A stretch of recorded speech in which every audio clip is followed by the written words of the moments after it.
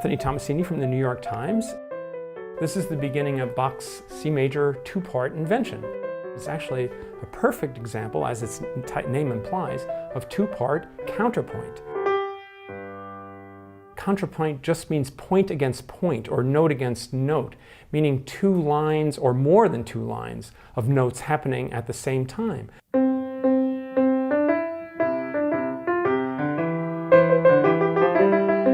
Row, row, row your boat is a round. It's a canon. The second voice has to be exactly the same as the first voice. It's very, very strict, very sophisticated, actually. The Bach invention is much freer. It's what's generally called imitative counterpoint, where the other voice kind of imitates the first one. This is just two, so it begins.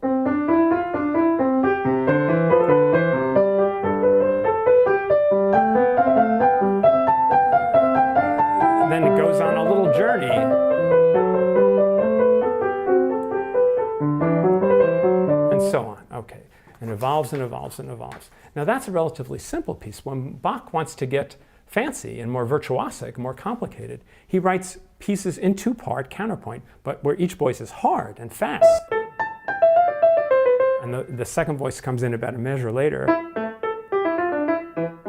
And put them together and you get this.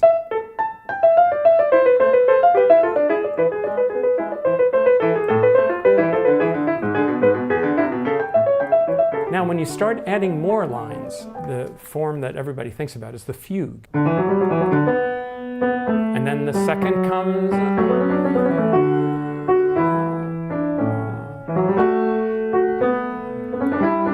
Now the third. Fourth. What's sort of the opposite of contrapuntal music or counterpoint? Well, that's sometimes it's called homophonic music is the term, but it just means music that's tune and accompaniment. There are two things happening at once, but one supports the other. They're not equal. It's fun when it starts getting ambiguous.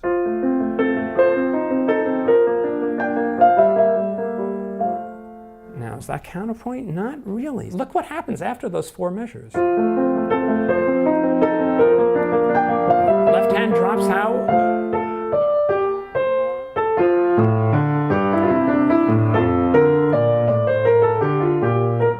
So we have four measures of counterpoint where the left hand drops out. That's always the key.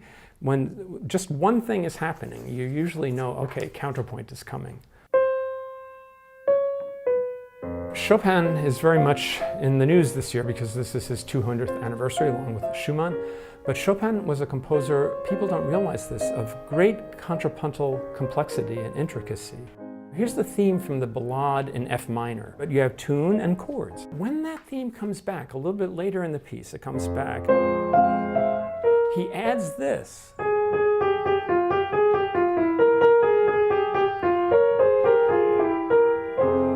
And the right hand has to play both of those things. So it's still a tune and an accompaniment, but mixed in the middle is this contrapuntal inner voice.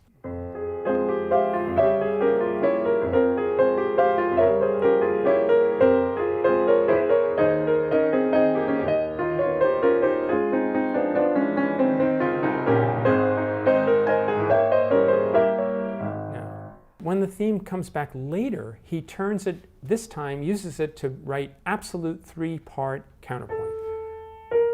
Makes it sort of circular. But then the left hand comes in doing the same thing at first, imitating it at first.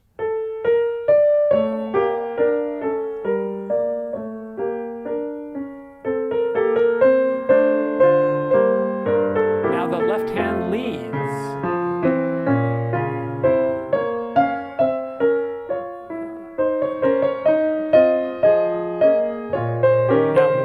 Gets even more.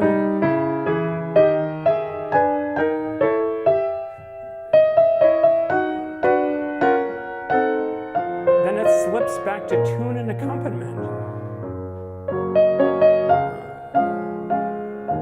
Counterpoint is a little intellectual. It's a little demanding. So I think at this point Chopin says, okay, I've given you enough.